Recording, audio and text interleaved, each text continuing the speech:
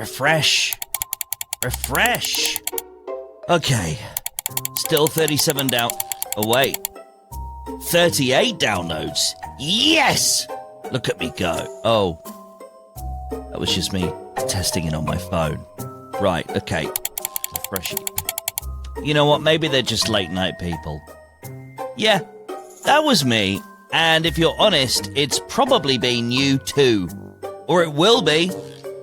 That first week that you launch a podcast absolutely messes with your head. Today we're talking about the thing that new podcasters will never admit publicly, but every single one of us does it privately. That moment when you realize your first week's download numbers are not the glorious fanfare that you built up in your head. They're tiny, embarrassingly tiny, and they mean absolutely nothing.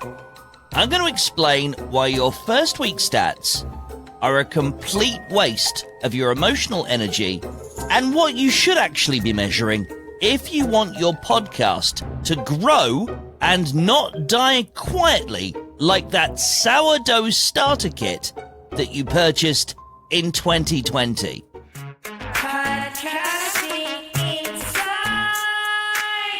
Okay, before we get into this, we need to talk about this thing called the spotlight effect.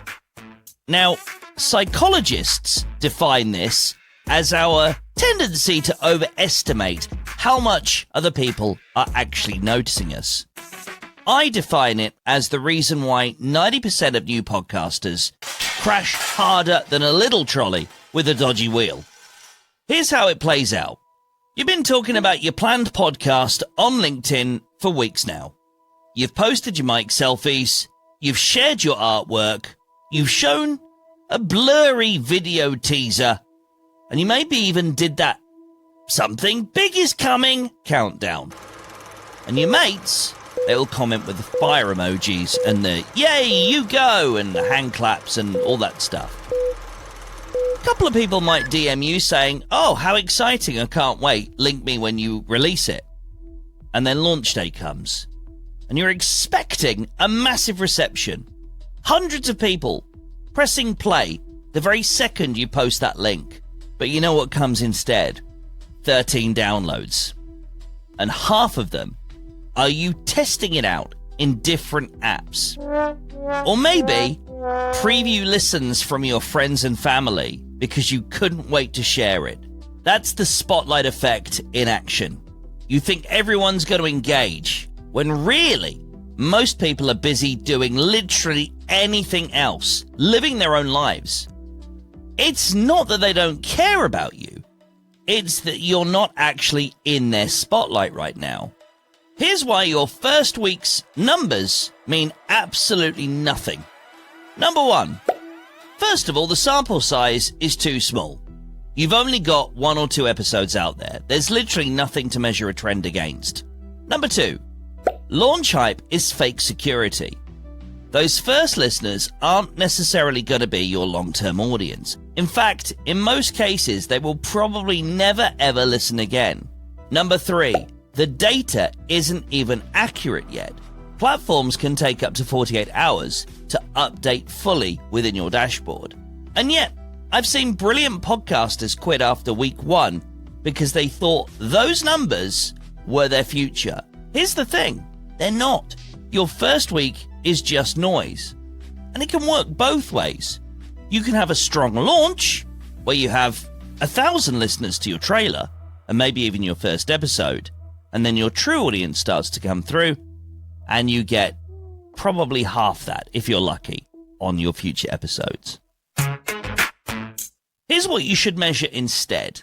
If first week stats don't matter, what does? Well, number one, your retention rate. How far into the episode people are listening before they bail. If you can get them past the halfway point, you've already won. Number two, your 30-day rolling average. Now, this is the one I point all my clients towards. This shows you how your podcast's really performing over time, not just in that gold rush of launch week. And number three, you need to think about your listener sources. Where are they finding you? Is it in Apple Podcasts, Spotify, a random blog post that you wrote in 2019.